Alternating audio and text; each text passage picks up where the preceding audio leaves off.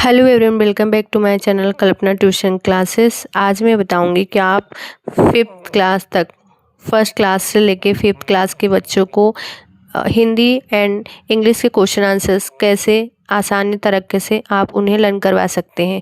तो चलिए, सबसे पहले आपको फिफ्थ क्लास से लेके फर्स्ट क्लास से लेके फिफ्थ क्लास के बच्चों को क्वेश्चन आंसर रटने के बजाय उन्हें समझाकर और सबसे आसान बोल बोल कर याद करवाएं।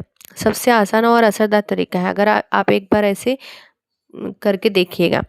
चैप्टर या टॉपिक को पहले बच्चों को हिंदी या इंग्लिश में उसको सरल भाषा में समझाएं। जैसे कि हम लोग क्या करते हैं, क्वेश्चन आंसर्स पढ़ने के बजाय बच्चों को लर्न करवाते कि ये पढ़ो, ये रीडिंग करो, पर बच्चों को समझ में नहीं आता क्योंकि वो छोटे रहते।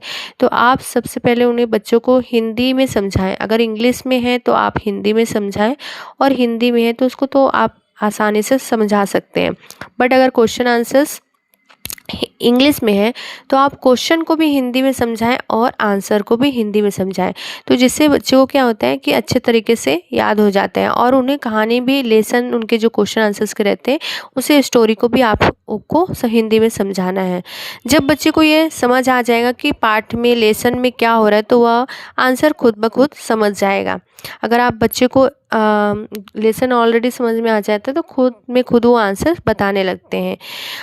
आंसर को छोटे छोटे टुकड़ों में बांटें। बड़े या लंबे आंसरों को एक बार में याद ना करवाएं। जैसे क्वेश्चन आंसर क्या होते हैं कि बड़े होते हैं, तो हम लोग क्या करते हैं, उनको जल्दी जल्दी बोलते हैं कि ऐसे लर्न करो, बट उनको ऐसा नहीं याद होता है। एक एक टॉपिक बनाइए, पहले एक टॉपिक में फुल स्टॉप तक पढ़ाइए, उसको रट करवाइए, अच्छे से रीड हो जाए।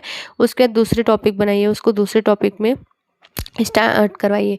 जब 2-3 मतलब ऐसे टॉपिक बना के बच्चों को देंगे तो वो कर सकता है लर्न। और उसको बोलिए कि स्पेलिंग आप लर्न करिए, स्पेलिंग के साथ में वो याद कर सकता है।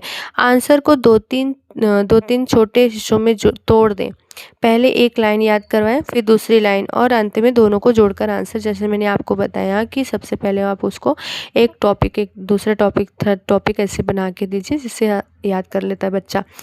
आंसर की पूरी लाइन याद करने के बजाय तो उसमें थोड़ा थोड़ा मुख्य शब्दों को पहचाने। जैसे उसमें हार्ड वर्ड्स होते हैं जिसमें कोई बच्चे को प्रोनाउंसिएशन करना नहीं आता है, तो आप उन्हें बोलिए कि इसकी स्पेलिंग आप लर्न कर लीजिए। फिर उसको जब स्पेलिंग लर्न हो जाती है तो फिर जो बाकी जो छोटे छोटे आंसर्स रहते हैं, he is, this, was, where, तो बच्चा फिर आसानी से अपने आंसर में लगा सकता है, लिख सकता है।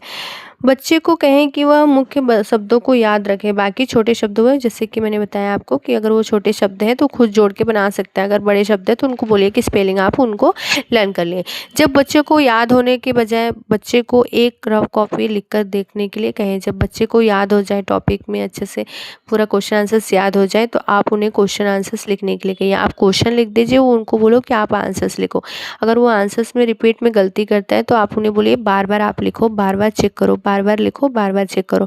अगर कहीं भी मिस्टेक होती है स्पेलिंग में तो फिर वो बच्चे को समझ में आ जाता है कि हाँ, यहाँ पे हमारी गलती हुई है, और वो आंसर्स फिर से रिपीट करके लिखता है। अगर आप इस तरह से करवाएंगे बच्चों को तो बच्चे बहुत ही आसानी से, ईजी तरीके से याद कर लेता है। मैं खुद बच्चों को करवाती हूँ। अगर आपको समझ में ना आए तो आप मेरी वीडियो को भी देख लीजिए, मैं बच्चों को पढ़ाती हूँ।